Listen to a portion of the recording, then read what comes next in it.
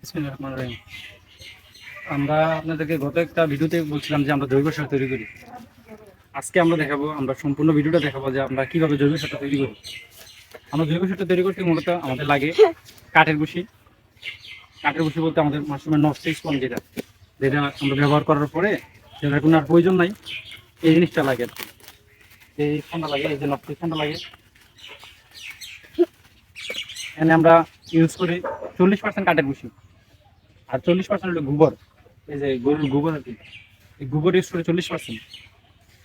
আর আমাদের খেরের সিলিন্ডারে যত নষ্ট খড় আছে, খড়গুলো ইউজ করে আমরা প্রায় প্রথম ধাপে আমরা এটা মিক্স করে আবার ধাপে ধাপে দিয়া 10 থেকে 15 দিন এক জায়গায় ফালাই রাখি। ফালানোর পরে এটারে বস্তায় করি, সবগুলো লাড়ার পরে একটা বস্তায় করি। বস্তা করার পরে আবার 20 থেকে 30 দিন রাখি এক বস্তায়। রাখার পরে এই ডাফটারে আবার পরবর্তী সময়ে আমরা আবার খুলি, বস্তা থেকে খুলা আরেকটা বস্তায় ভরি, বইয়া মানে বস্তাটা ভরার আগে আবার আমরা ভালোভাবে মিক্স করে ওই বস্তায় আবার দিয়ে দিই।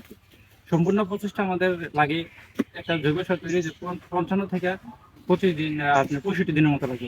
আমি আপনাদেরকে দেখাবো আজকে আমরা কীভাবে প্রথম ধাপটা মিক্স করে কীভাবে ফেলাই রাখি। প্রথমে আমরা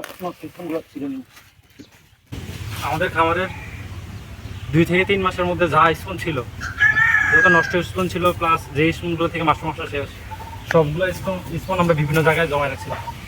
সমস্ত স্পুনগুলোকে আমরা এখন একসাথে করছি সার বানানোর জন্য।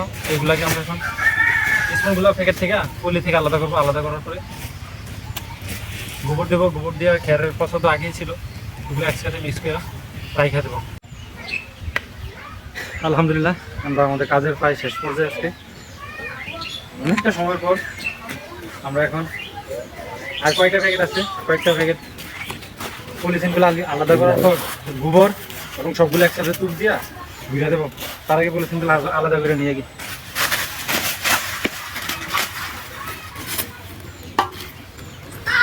কাঠের বসিগুলো মোটামুটি ছড়াই দিছি।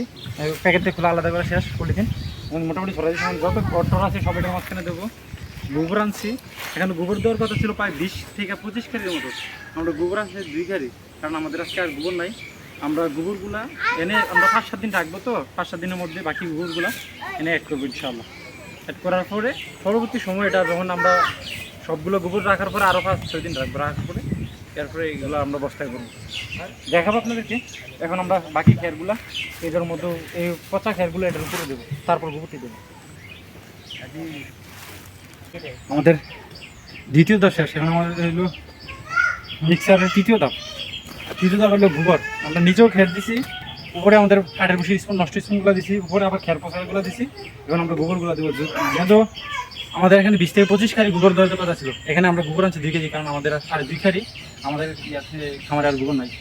আমরা গোবরটা 5 দিনে দেওয়ার চেষ্টা করবো ইনশাআল্লাহ। আস্তে আস্তে গোবরটা দেওয়ার পরে 5 দিন রাখবো, 5 দিন পরে এগুলোকে বস্তায় করবো। এখন আমরা গোবরটা দিয়ে দেখা দেবো। এখন আমরা আমাদের গোবর দেওয়া শেষ আজকের মতো। আজকে আর আমাদের কাছে গোবর নাই। গোবরটা যেটা উপর দিয়ে দিচ্ছি, আমরা এখন এটার উপর দিয়ে একটু পানি দিয়ে দেবো, যাতে গোবরটা ভিজা নিচের যে ইয়েগুলো আছে ওইগুলোতে যায়। এখন আমরা একটু পানি দিয়েছি।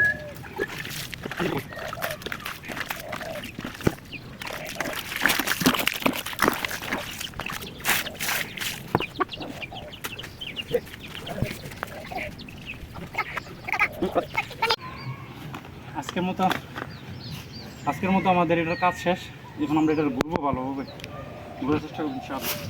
আজকের মতো আমাদের এটার কাজ শেষ। আজকের মতো আজকে এটার কোনো কাজ নেই, এখন আমরা বুঝা দিছি।